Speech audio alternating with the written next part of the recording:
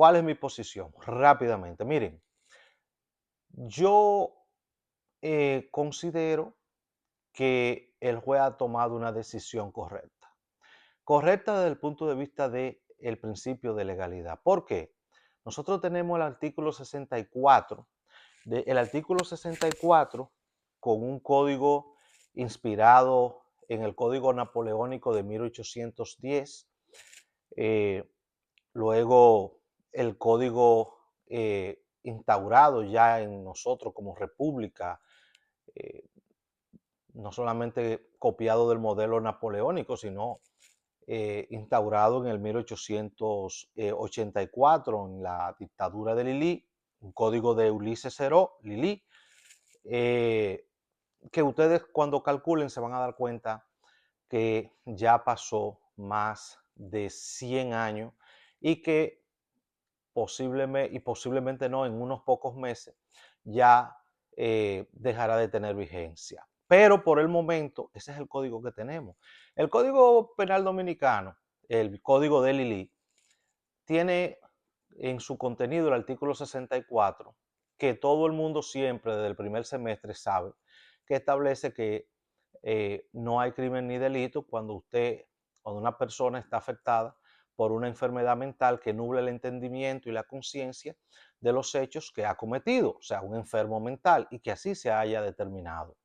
Ese artículo 64 es básicamente uno de los artículos más conocidos en las academias y está vigente. El Código Penal Dominicano no establece ninguna medida de seguridad. Fue el Código Procesal Penal que estableció, obvio, también la Constitución de la República establece la medida de seguridad, pero el Código Procesal Penal, que es el que incorpora el tema de las medidas de seguridad como consecuencia del recetario procesal que se había impuesto en esa ola de reforma latinoamericana que se generó desde el año 2002. Entonces, partiendo obviamente con sus consecuentes modificaciones hasta llegar al nuevo Código Procesal Penal contenido en la ley 97-25. ¿Qué dispone el Código Procesal Penal? Primero, ¿qué es el Código Procesal Penal y qué es el Código Penal? En pocas palabras, para que la audiencia no solamente jurídica, sino también la persona en sentido general entienda, el Código Penal básicamente prescribe qué es delito y las sanciones que conlleva cometer un delito, y el Código Procesal Penal es el cómo se investiga el delito, el procedimiento para impulsar la recolección de pruebas, el procesamiento de los imputados, cómo se procesan, los recursos y todo esto, como su código lo indica, es de naturaleza procesal. Entonces, en, en esta dualidad de dos tipos de modelo, que es el dogmático y el procesal, nosotros tenemos que de manera impropia en el Código Procesal Penal se establecieron las medidas de seguridad. ¿Qué significa esto? Pero se establecieron de manera no como sanción a lo que tiene que ver con el artículo 64. No hay un nexo entre el 64 y las medidas de seguridad per se. Por consiguiente, al no haber ningún tipo de prescripción como consecuencia del 64 que establece que se pronuncia la absolución, una vez pronunciada la absolución, no ocurre como en otros modelos, como es el caso, por ejemplo, de Estados Unidos, como es el caso de Costa Rica y otros más, donde una vez se pronuncia la absolución por efecto de una inconsciencia mental, de una enfermedad mental, la persona se le conoce un proceso para imponerle una medida de seguridad. Oiga bien, entonces nosotros no tenemos en nuestro catálogo penal actual, estoy hablando en el actual, no en el que entrará en vigencia en unos meses, llámese ley 74-25, sino que nosotros lo único que tenemos es la absolución per se. Y eso fue lo que hizo el juez. ¿Por qué el juez tomó esta medida? Porque no asumió el procedimiento para inimputable, dado que el experticio médico disponía que el acusado se encontraba en la actualidad en condiciones de poder entender el procedimiento. Esa es una parte de justificación para no poder encarrilarse por el procedimiento de inimputabilidad. Ahora bien, ¿qué sentido tenía con la estructura eh, represiva en cuanto a lo que tiene que ver con la prescripción sancionadora, poder procesarlo como inimputable si en virtud de lo que establece el artículo 64, ninguna persona hasta que este código siga vigente y entre el nuevo Código Penal Dominicano, ninguna persona va a recibir como sanción las medidas de seguridad porque no están así dispuestas en el catálogo penal del código vigente.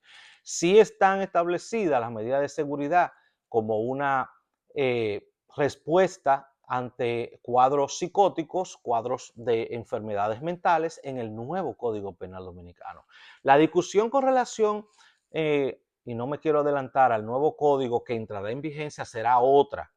Y es la misma discusión que hubo en Costa Rica, que en el Código Penal de Costa Rica, por ejemplo, a las personas que han sido declaradas absueltas como consecuencia de una enfermedad mental, inmediatamente se le impone una medida de seguridad. Obviamente se declararon inconstitucional varios aspectos del Código Penal costarricense que son muy parecidos al Código Penal dominicano nuevo en torno a violación a lo que es el derecho de igualdad, al principio de legalidad y sobre todo a conceptos que se mezclaban. ¿Qué yo observo en República Dominicana? Yo observo que hay una, un arroz con mango en cuanto a lo que tiene que ver el catálogo normativo y regulatorio que al final va a construir y a seguir abonando el caos. Empezando por la Constitución de la República. Si bien es cierto que las medidas de seguridad son medidas, como su nombre lo indica, tendente a garantizar los derechos del ciudadano y al derecho a la salud y el derecho a la seguridad pública de todas las personas, donde esa persona, donde ese enfermo mental pudiera causar algún tipo de daño. No menos cierto es que la misma Constitución de la República, en el artículo 40.16, si no me equivoco, establece las medidas de seguridad como una sanción. Pero oigan bien, ahí hay un tema.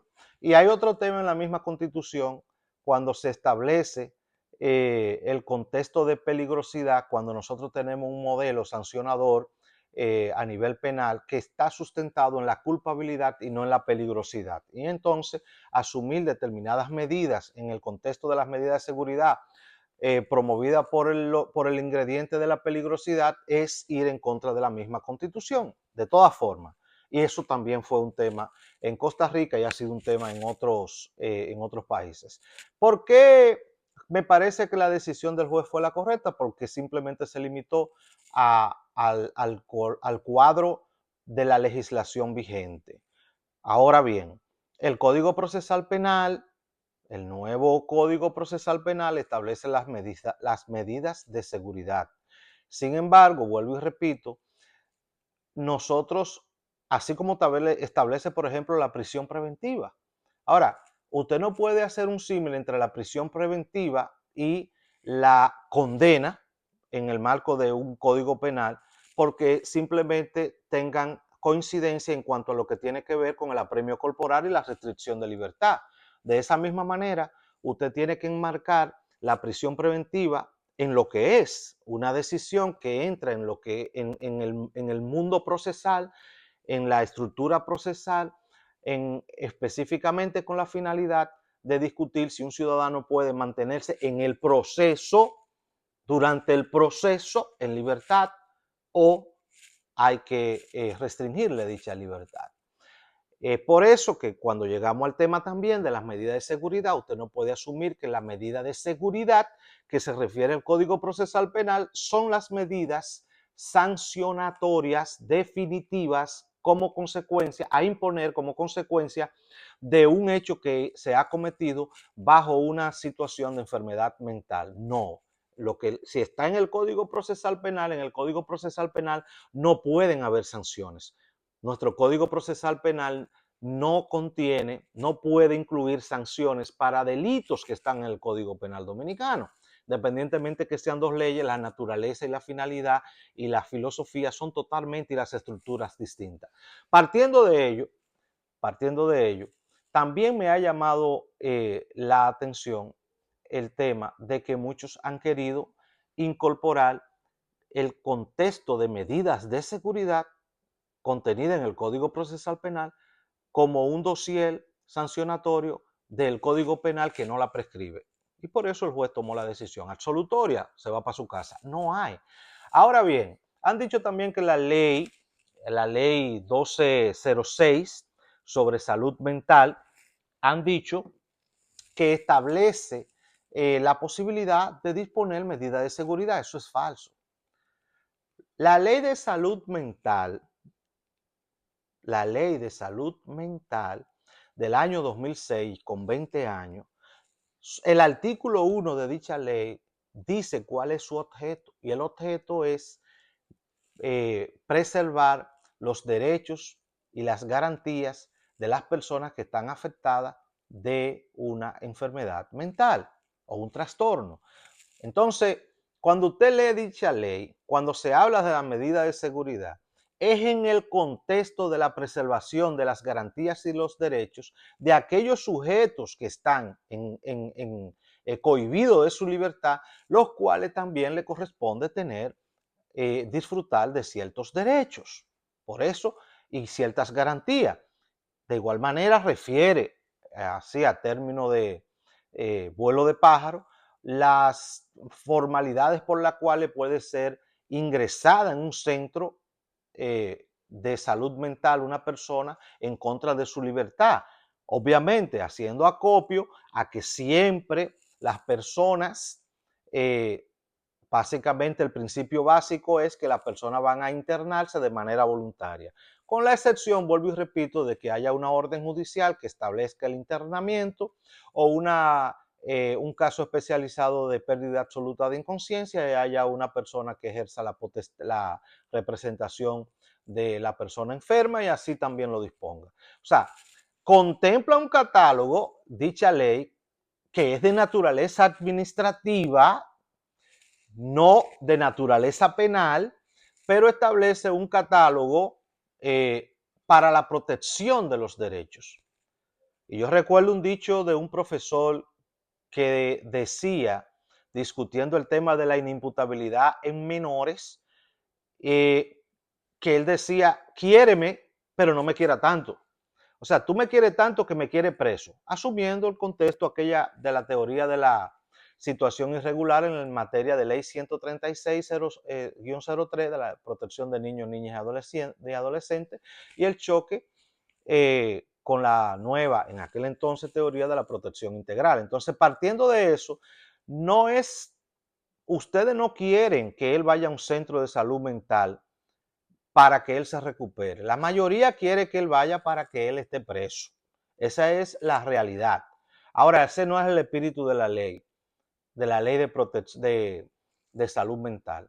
Es un catálogo normativo que establece presupuesto, organización, obligaciones del Estado, derechos de la persona que está siendo afectada por una situación mental. Es una ley preciosa para ejecutarla, pero que en República Dominicana hasta el día de hoy, como consecuencia de la inobservancia de los políticos, de la vagancia y de todo lo demás, no se ha podido implementar. Ahora bien, para finalizar, el caso que tiene que ver con Estados Unidos, que vi que un magistrado juez del Tribunal Constitucional lo refirió. Aquí en Estados Unidos no funciona de la manera como está hasta el día de hoy estructurada la, la demencia como absolutoria. No, no, no, no. Ciertamente, como cita el juez, el caso de Ronald Reagan, fue el caso que provocó, obvio porque era un presidente de la República, provocó una situación y un debate, generó un cambio en la política de persecución criminal a nivel federal.